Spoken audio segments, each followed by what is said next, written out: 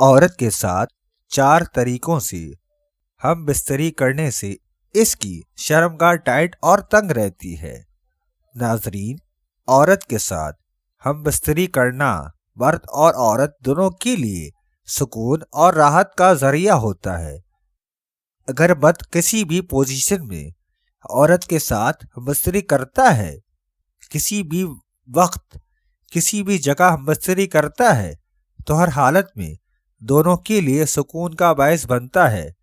عام طور پر عورت کی شرمگاہ ہم بستری کے دوران کھل جاتی ہے اور سائز میں بڑی ہو جاتی ہے، جسے مرد بالکل پسند نہیں کرتا۔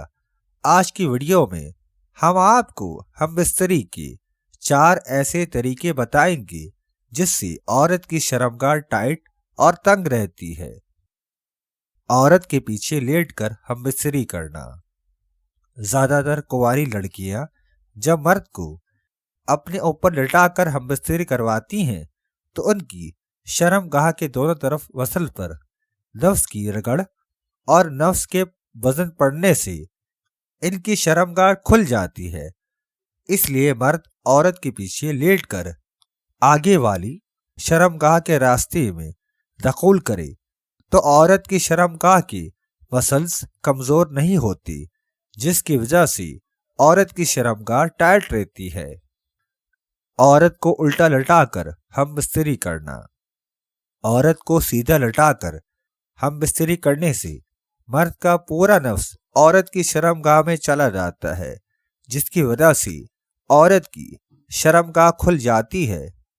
لیکن عورت کو الٹا لٹا کر اس کے اوپر لیٹ کر نفس کے دخول سے عورت کی شرمگاہ کے مسلز کو مرد کے نفس سے زیادہ چوٹ نہیں لگتی، جس کی وجہ سے شرمگاہ کے کھلنے کا امکان کم ہو جاتا ہے۔